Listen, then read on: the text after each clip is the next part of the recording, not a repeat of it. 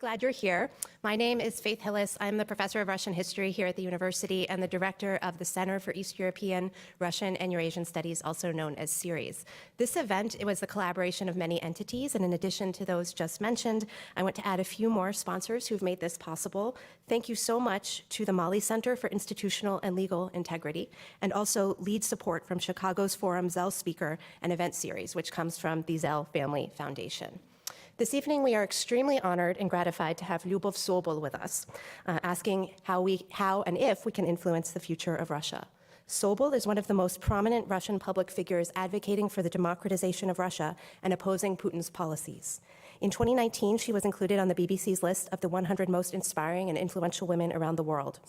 So why I'm telling you these examples? To prove, time after time, Russians chose democracy and vote for opposition candidates. But then the security forces, the FSB, and the police, under Putin's leadership, come and take people's choice away, imposing their appointees, and those who resisted either killed, imprisoned, or expelled from the country. Could you tell us something about this encounter? Because it was very brave to do this even then. No, thank you very much.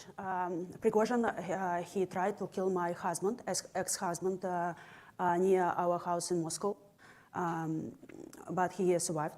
And Prigozhin, he is a war criminal.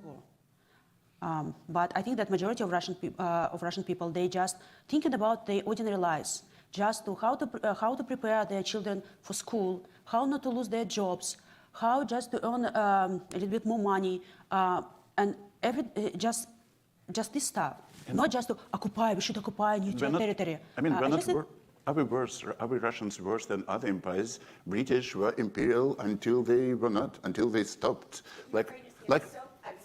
Like Russia invasion of Ukraine in 2022 is about like if Britain would invade Bangladesh or Pakistan in 1970, right? And say that how many British blood was spilled on these shores to have the empire for 100 years. The same thing with French. It was actually a tormenting experience to get out of Algeria. The Republic in France have fallen because of the divisions, but somehow all other great nations were able to get rid of these imperial ambitions. So for me, I hope that this is the last imperial war of Russia.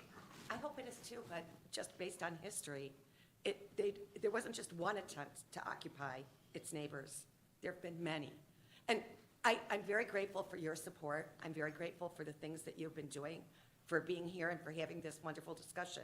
But I just don't think the strikes will change, and I hope I'm wrong.